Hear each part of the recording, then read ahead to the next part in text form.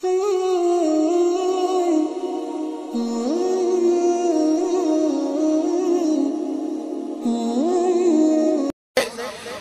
मिल्लत वद्दीन अताए रसूल हिंदुल वली हजरत ख्वाजा मोइनुद्दीन चिश्ती अजमेरी रहमतुल्लाह ताला अलैह।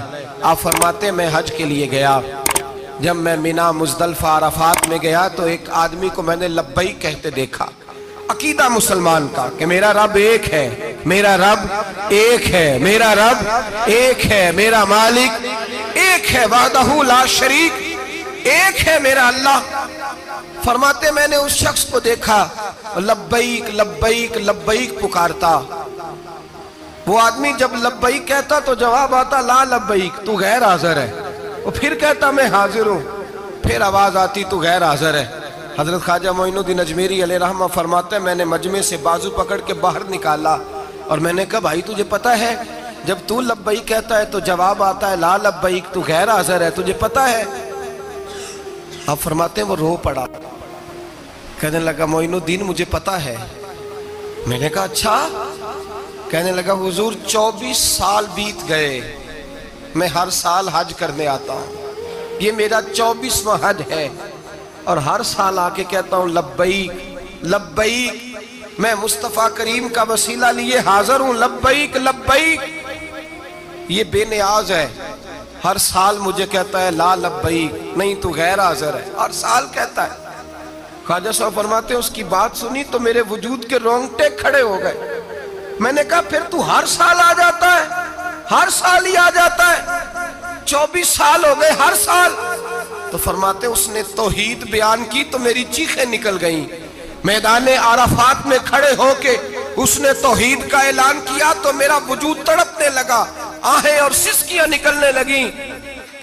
कहने लगा मोइनुद्दीन एक ही तो रब है, यहां ना आऊं तो कहां जाऊं, तू कोई और रब बता दे मैं वहां चला जाता हूं। जब है ही एक, आना ही इसके दरवाजे पे, रखे तब भी ठीक है, ना रखे तब भी इसकी बेनियाजी है यही, कहां जाऊं, किसके दरवाजे पे झुकूं, यही मेरा मालिक, यही मेरा खालिक, यही मेरा राज़िक। ख्वाजा साहब फरमाते मैं वहां खड़ा था, हातिफ़े गैब से आवाज आई मोइनुद्दीन तू पीछे हट जा, ये मेरा और मेरे बंदे का मामला है, तू इसके बीच ना आ। अगर मैंने एक दफा भी कह दिया कि तू हाजिर है तो ये अगले साल आएगा नहीं, मुझे इसका आना पसंद ही बड़ा है। 24 साल हो गए, जिसका भी हज कबूल फरमाया है इसकी लब्बैक की बरकत से कबूल फरमाया। तो भाई याद रखें और समझें, तौहीद ये है कि मैं तेरा हूँ, ऐ अल्लाह मैं मालिक मैं तेरा हूँ, मैं किधर जाऊँ।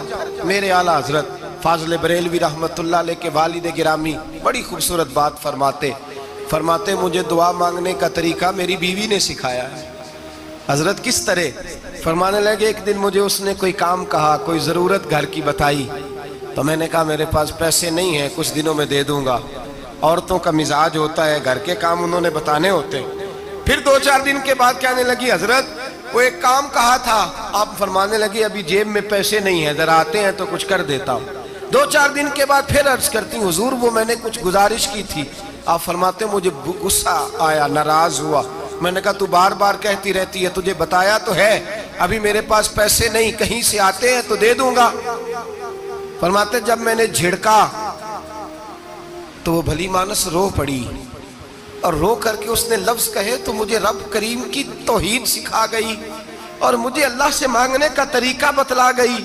रो के कहने लगी हुजूर आप ही तो मेरे खामद हैं, बताइए आपसे न कहूं तो मैं किससे जाके कहूं, कौन है मेरा और मैं किससे जाके कहूं, किससे जाके मैं कहूं कि मेरा ये गम बांट दिया जाए। आप फरमाते उसने बात कही तो मैं रोने लगा।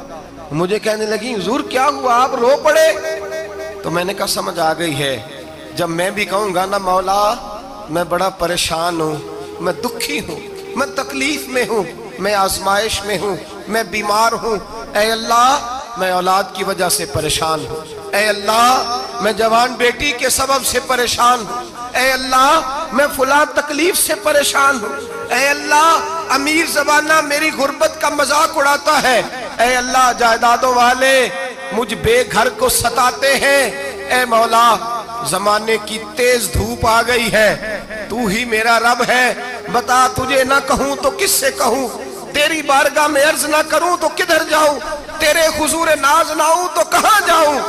فرماتے ہیں جب میں یوں رو کے دعا کروں گا تو عرش کا مالک یقیناً دروازے کھول کے فرمائے گا میرا بندہ جو مانگتا ہے اسے فوراً عطا فرما دو، جو کہتا ہے اسے دے دو۔